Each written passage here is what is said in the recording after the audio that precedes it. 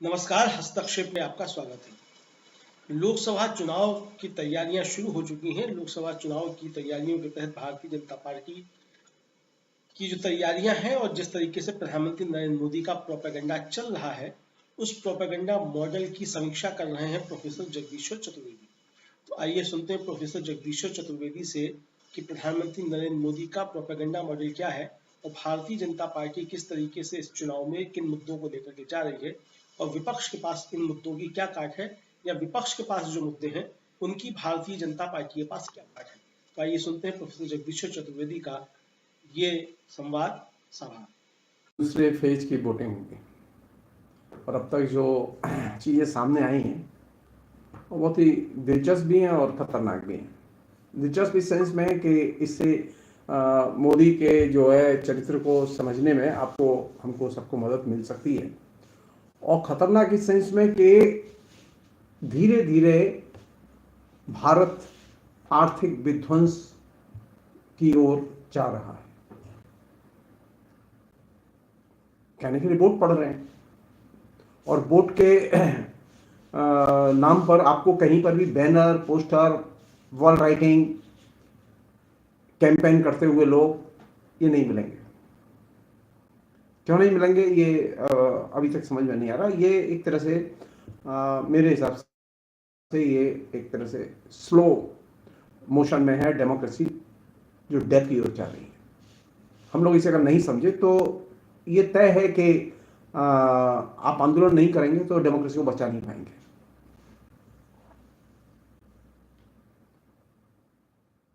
अब पहले हम लोग वहीं से शुरू करते हैं जहां नरेंद्र मोदी ने खत्म किया था। नरेंद्र मोदी ने पिछले दिनों में 3 बड़ी रैलियां की और इन 3 बड़ी रैलियों में उन्होंने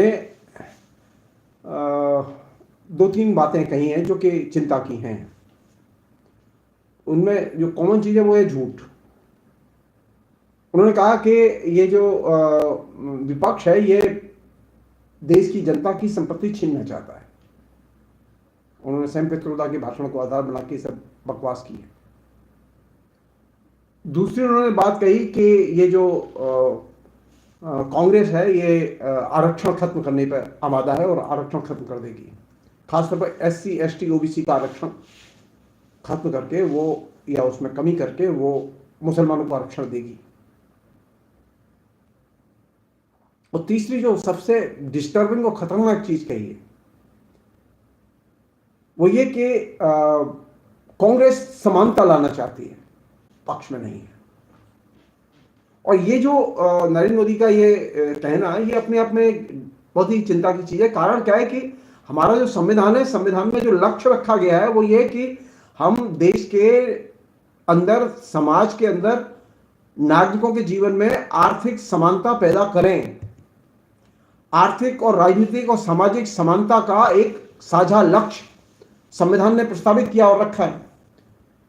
तो नरेंद्र मोदी के जो भाषण का जो कवरेज जो अभी अखबारों में आया है, जिसमें कि उन्होंने इक्वालिटी के प्रश्न को, समानता के प्रश्न को क्वेश्चन किया है, ये अपने आप में चिंता की चीज है।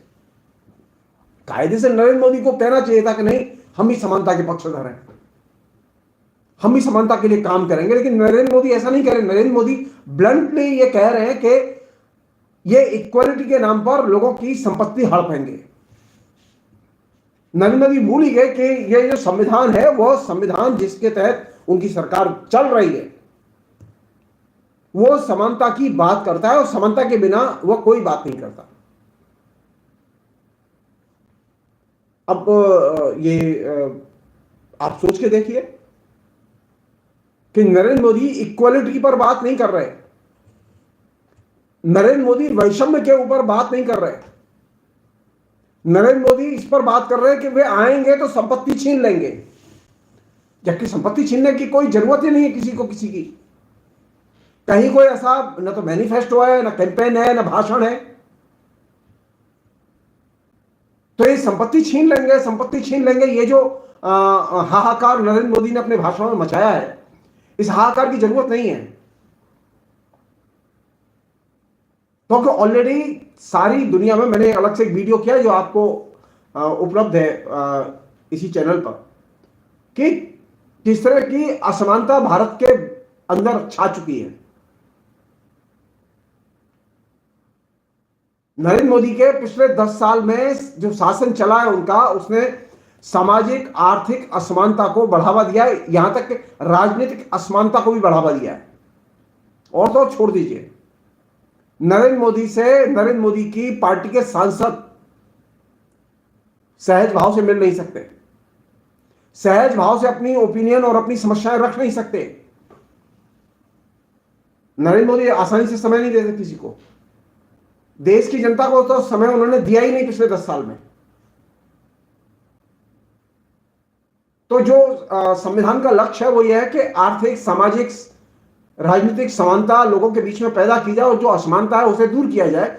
नरेंद्र मोदी बौखलाए हुए हैं वो इस बात पर कि कांग्रेस समानता की बात क्यों कर रही है। एक और चीज है जो कि इंपॉर्टेंट चीज है, जो कि इस बीच में उभर के आएगी। मंगलसूत्र बहुत चल रहा है अभी।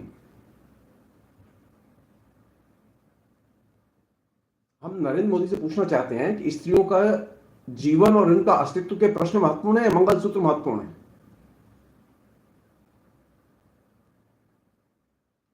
समस्या यह है कि नरेंद्र मोदी जीवन के अस्तित्व के प्रश्नों को, स्त्री के अस्तित्व के प्रश्नों को दरकिनार करके सिर्फ मंगलसूत्र की बात उछाल के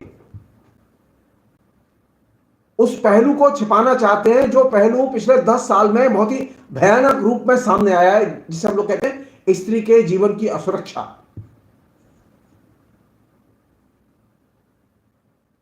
नरेंद्र मोदी की सरकार से यह सवाल किया जाना चाहिए। पहले आर्थिक संपत्ति छीन लेंगे के प्रश्न के संदर्भ में मैं उम्मीद कर रहा हूं कि नरेंद्र मोदी और उनके अनुयायी इस सवाल का जवाब देंगे।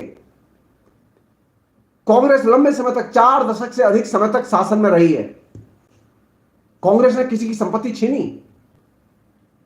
कांग्रेस ने किसी की संपत्ति नहीं छीनी। जिस समय देश आजाद हुआ था तो उस समय मुश्किल से 2 दर्जन कॉर्पोरेट हाउस थे, 2 दर्जन अरबपति थे।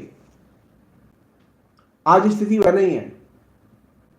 कांग्रेस जब शासन से गई है तो देश में बड़ी संख्या में कई गुना अरबपति पैदा हो चुके थे, बड़े पैमाने पर करोड़पति पैदा हो चुके थे। अगर संपत्ति छीननी होती तो कांग्रेस आसानी से छीन सकती थी। बीजेपी की तो 1 सीट नहीं थी तब। बीजेपी के पास में प्रतिवाद करने के लिए कोई मौका नहीं था, लेकिन तब भी कांग्रेस ने किसी की संपत्ति छीनी नहीं। तो ये जो संपत्ति छीन लेंगे, ये जो हल्ला किया जा रहा है, इसके पीछे मकसद यह है कि आर्थिक समानता के प्रश्नों को केंद्र में न आने दिया जाए। और मंगलसूत्र को इसलिए उठाया गया है कि स्त्रियों के अस्तित्व के प्रश्नों को, स्त्री की सुरक्षा के प्रश्नों को केंद्र में न आने दिया जाए। तो नरेंद्र मोदी किस पर अपनी पूरी एनर्जी लगाए हुए, अपनी पूरी एनर्जी इस बात पर लगाए हुए कैसे जो केंद्रीय प्रश्न हैं वे केंद्रीय प्रश्न चर्चा से गायब किए जाएं। लेकिन समस्या यह है कि केंद्रीय प्रश्न चर्चा से गायब नहीं हो रहे। उसमें कांग्रेस की भी भूमिका है, विपक्ष की भूमिका है, उससे भी ज्यादा महत्वपूर्ण भूमिका है जनता की बदहाल स्थिति की।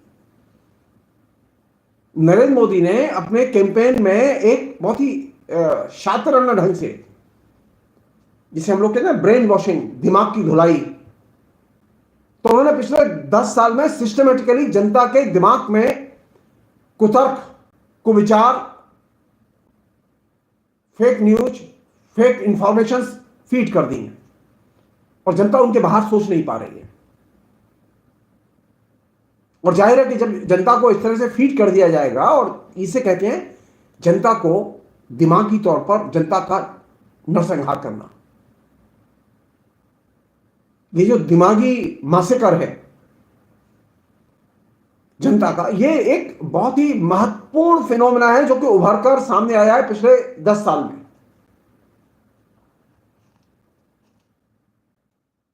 मैं एक छोटा सा उदाहरण दे रहा हूं जिससे कि आप इस समस्या को समझ सकें। नरेंद्र मोदी किस तरह से आपके दिमाग का उन्होंने मासेकर किया है, नरसंहार किया है। नरेंद्र मोदी बार बार कहते हैं ना एक चीज को, 5 किलो मुफ्त राशन दे रहा हूं और अगले 5 साल तक दूंगा। आप सोच कर देखिए, 5 किलो मुफ्त राशन के बदले कौन सी चीज आपके जेहन में उतारी जा रही है?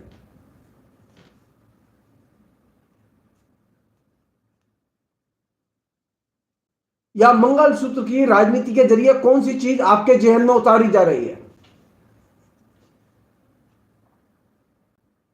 दो चीजें हैं उसमें। पहली चीज, 5 किलो राशन का मतलब है कि जनता के अर्थशास्त्र का विध्वंस हो चुका है। तो जनता के अर्थशास्त्र के विध्वंस पर बात न करके आप सिर्फ 5 किलो राशन पर बात कीजिए।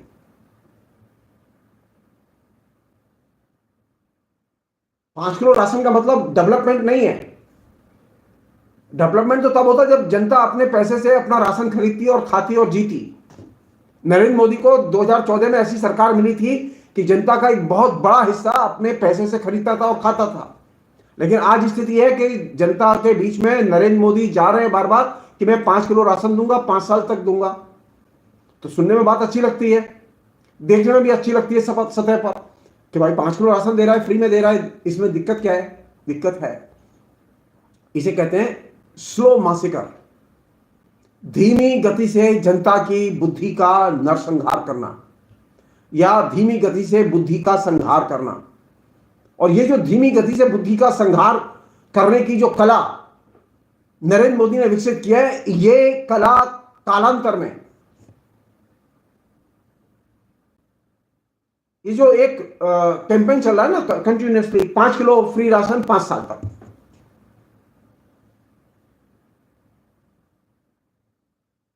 इसका दूसरा पहलू क्या है? इसका दूसरा पहलू है कि नरेंद्र मोदी ने जनता की ठीक से सेवा नहीं की। अगर ठीक से सेवा की होती, अर्थव्यवस्था को ठीक से संभाला होता, तो जनता की यह बदहाल स्थिति न होती कि उसे फ्री राशन देना पड़ता।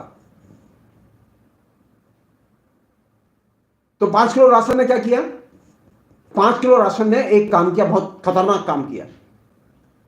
उसने नागरिक को, जनता को लाभार्थी में बदल दिया। अब 5 किलो राशन लेने वाले लोग, वे परिवार अब नागरिक और जनता के तौर पर नहीं जाने जाएंगे, बल्कि नरेंद्र मोदी की भाषा में वे लाभार्थी हैं। नरेंद्र मोदी विभिन्न अवसरों पर इन लाभार्थियों से मिलते रहे हैं। एक अन्य चीज है जो कि इस पूरे प्रसंग में उन्होंने विकसित की है,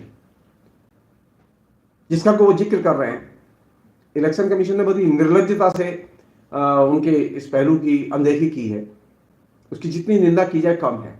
नरेंद्र मोदी ने जिस तरह से राम मंदिर के मसले को उछाला है और विपक्ष को टारगेट किया है, ये खाली सूचना देना भर नहीं है कि उन्होंने क्या काम किया। नरेंद्र मोदी की कोई भूमिका नहीं है राम मंदिर के निर्माण में। इलेक्शन कमीशन का यह कहना गलत है, बल्कि राम मंदिर की आड़ में नरेंद्र मोदी उसी पैकेज को, नरेंद्र मोदी का पैकेज क्या है? जनता के दिमाग का संहार करो।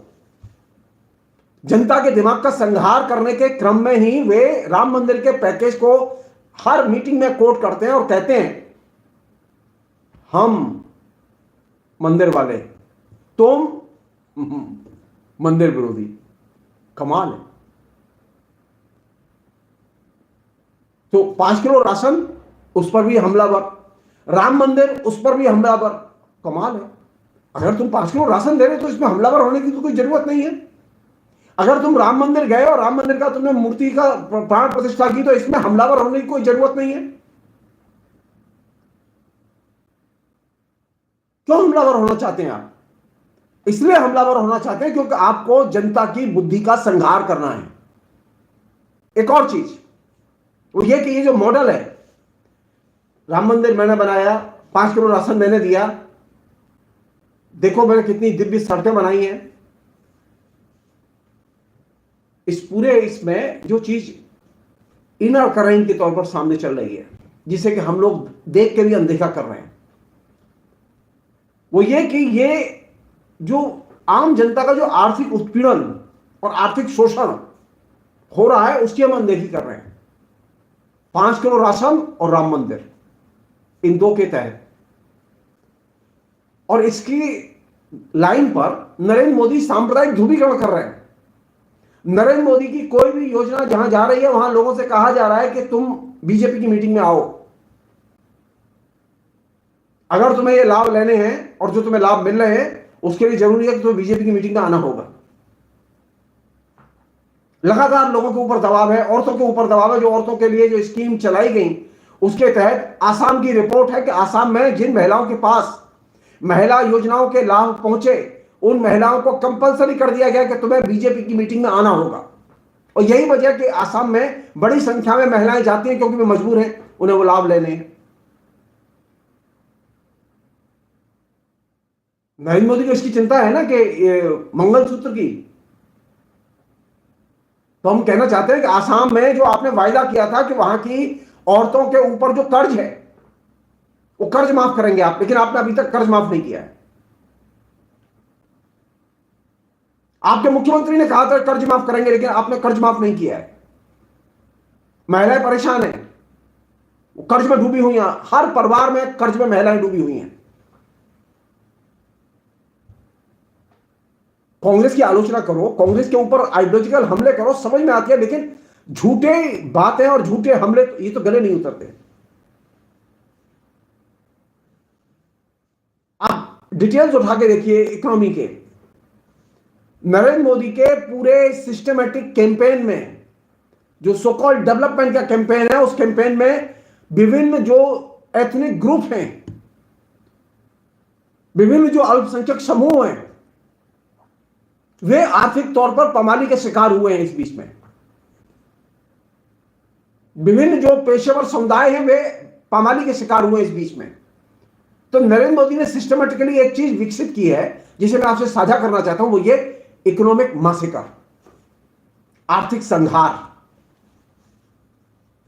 और आर्थिक संहार के क्रम में जो चीज सामने आई है वो ये कि विभिन्न जो एथनिक ग्रुप हैं उनके अलग अलग धर्म हैं, अलग अलग संप्रदाय हैं। तो नरेंद्र मोदी ने एक हवा पैदा की है कि तुम्हें सरकार के साथ रहना है तो तुम्हें अपनी ये जो निजी पहचान है इसे छोड़ना होगा और हिंदू बनना होगा। तो हिंदूकरण की प्रक्रिया भी चल रही है। तो विभिन्न आर्थिक, सामाजिक, सांस्कृतिक ग्रुपों की जो अपनी इंडिपेंडेंट पहचान थी वो पहचान लगातार संकट में फंस गई है। एक अन्य चीज जो इस बीच में सामने आई है वो ये कि ये जो जिसे मैं बार बार कह रहा हूं कि आर्थिक संहार या बौद्धिक संहार जो नरेंद्र मोदी के आने के बाद बड़ी तेजी से चला है, उसमें एक बड़ा फिनोमेना है वो ये कि ये जो संहार की जो भाषा है वो भाषा वैसी नहीं है जैसी भाषा के हम आदी हैं। बड़ी जिसे कहेंगे ऊपर से बड़ी शालीन लगने वाली भाषा है।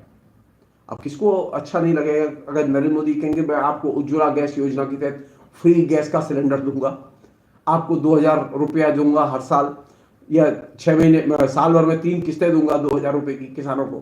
किसे बुरा लगेगा ये? लेकिन इसमें जो सबसे बड़ी खतरनाक चीज वो खेल रहे हैं वो क्या है कि जिनके पास में वो अपनी स्कीम पहुंचा रहे हैं उनको वो दिमागी तौर पर गुलाम बना रहे हैं और आर्थिक तौर पर गुलाम बना रहे हैं। और उन्हें भीड़ की हिंसा का हिस्सा या हिस्सेदार बनाने की कोशिश भी कर रहे हैं। अनेक जगह भीड़ की हिंसा हुई है जिसके डिटेल्स में मैं जाना नहीं चाहता, लेकिन पिछले 10 साल में ऐसी सैकड़ों घटनाएं घटी हैं जहां मॉब वायलेंस देखने को मिला है। और ये जो मॉब वायलेंस और ये आर्थिक मासेकर या बौद्धिक मासेकर, इसमें नरेंद्र मोदी एक तरह से जनता के संरक्षक के तौर पर सामने आए हैं। उनके सामने हेट स्पीच चल रही है, वे स्वयं हेट स्पीच दे रहे हैं और वे कह रहे हैं कि हम देश में सद्भाव और शांति कायम करना चाहते हैं। बताइए,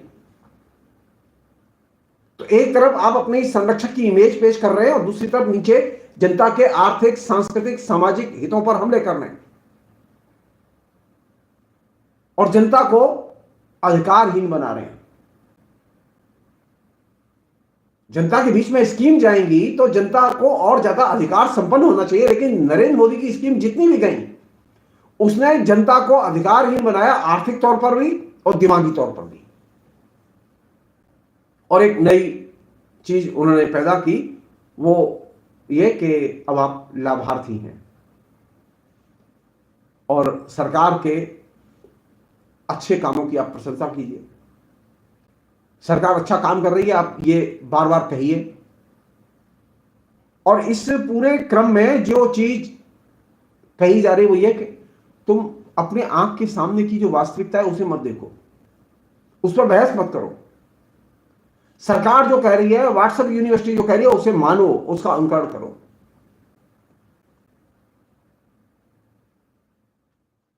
और इस मास्टर के क्रम में जो आखिरी चीज जो उन्होंने विकसित की है वो ये कि समाज में जो विषमता और अंतर्विरोध बढ़ते चले जा रहे हैं उनकी बातें मत करो।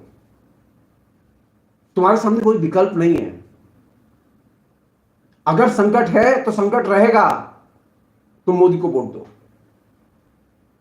तुम्हारे पास खाने को नहीं है तो ये भुखमरी की स्थिति रहेगी, लेकिन मोदी को वोट दो। तो जो लोग दिमागी तौर पर गुलाम बनाए गए, दिमागी तौर पर जिनका संहार किया गया, वे लोग अपनी तमाम असुविधाओं को महसूस करते हुए भी एक चीज बार बार कह रहे हैं कि विकल्प तो नहीं है कोई, वोट किसे दें। नरेंद्र मोदी का तो कोई विकल्प नहीं है। हम ऐसे लोगों से कहना चाहते हैं नरेंद्र मोदी कोई विकल्प नहीं है। नरेंद्र मोदी सबसे खराब विकल्प है जिसे आपने चुना है और आप जिसके बारे में आप सोचते हैं कि उसे वोट दें। नरेंद्र मोदी के खिलाफ, बीजेपी के खिलाफ जो भी कैंडिडेट हो आप उसे वोट दीजिए जो आपको अच्छा लगे। नरेंद्र मोदी की पार्टी बीजेपी, वो अभी पूरे देश में बड़े स्केल पर उसमें माफिया और अपराधी लोग आ चुके हैं और अहंकारी लोग आ चुके हैं। वे जनता के प्रति, जनता के साथ उनकी कोई हमदर्दी नहीं है। वे जानते हैं अच्छी तरह से कि वो मोदी के नाम पर जीत रहे हैं, अपने काम के नाम पर नहीं जीत रहे। मोदी अच्छी तरह से जानते हैं कि जनता इसलिए वोट दे रही है क्योंकि जनता के दिमाग के ताले बंद कर दिए गए हैं। जनता को दिमागी तौर पर गुलाम बना दिया गया और इसलिए वो गुलामी में जब तक रहेगी वो लगातार हमें वोट देगी। आपकी जिम्मेदारी बनती है कि दिमागी गुलामी से बाहर निकले, मोदी के खिलाफ जिसे भी इच्छा हो, जहां भी इच्छा हो आप वोट दीजिए। बेहतर है कि आप इंडिया एलायंस को वोट दीजिए। बेहतर है आप विपक्ष की जो पार्टी आपके सामने हो, बीजेपी के खिलाफ जो पार्टी हो, उसे वोट दीजिए, लेकिन बीजेपी को वोट मत दीजिए। तो ये जो धीरे धीरे धीरे धीरे जो मैसेकर, संघार, आर्थिक संघार नरेंद्र मोदी ने किया है, जो कि आपके घर तक पहुंच चुका है, आपके चुनाव तक पहुंच चुका है। आपको चुनाव में वॉल राइटिंग दिखाई नहीं देगी। आप तय मानिए, अगली बार आपको चुनाव भी दिखाई नहीं देगा। फिर आपको चुनाव कराओ, इसके लिए लड़ाई लड़नी पड़ेगी। तो बेहतर यह है कि अभी जागें और कल जब वोट देने जाएं तो बीजेपी के खिलाफ जम के वोट दें। और अंत में मैं आरएसएस के तमाम लोगों से मैं अपील करना चाहता हूं, ये सच है कि वे नरेंद्र मोदी के लिए काम नहीं कर रहे फिलहाल नीचे, लेकिन हमें यह चाहिए कि वे खुल के नरेंद्र मोदी का और बीजेपी का विरोध करें। उनकी निष्क्रियता से निश्चित तौर पर थोड़ी बहुत मदद मिलेगी विपक्ष को, लेकिन उनकी सक्रियता से ज्यादा मदद मिलेगी, क्योंकि डेमोक्रेसी अभी सबसे ज्यादा संकट में है। वे अपनी निष्क्रियता को छोड़ें और बीजेपी का विरोध करें, क्योंकि लोकतंत्र को बचाना हम सबकी जिम्मेदारी है। अन्यथा तय मान लीजिए, इस बार अगर नरेंद्र मोदी जीतते हैं तो बीजेपी और नरेंद्र मोदी दोनों मिलके सबसे पहले जिसको वे तबाही मचाएंगे वो है आरएसएस और आरएसएस के लोग। तो बेहतर यह है कि जागें और नरेंद्र मोदी का जम के प्रतिवाद करें। फिलहाल इतना है, बहुत बहुत शुक्रिया, थैंक यू। आशा है ये कार्यक्रम आपको पसंद आया होगा। इस वीडियो को ज़्यादा से ज़्यादा शेयर करें, लाइक करें और कमेंट करके बताएं आपकी राय क्या है। और अगर आपने हमारा यूट्यूब चैनल अभी तक सब्सक्राइब नहीं किया है तो तुरंत इसको सब्सक्राइब कर लीजिए और बेल आइकन भी दबा दीजिएगा, ताकि अगली जब वीडियो अपलोड हो तो आपके पास इसका नोटिफिकेशन पहुंच सके। और अगर आपने हमारा फेसबुक पेज फॉलो नहीं किया है, फेसबुक पेज को भी फॉलो करें। धन्यवाद।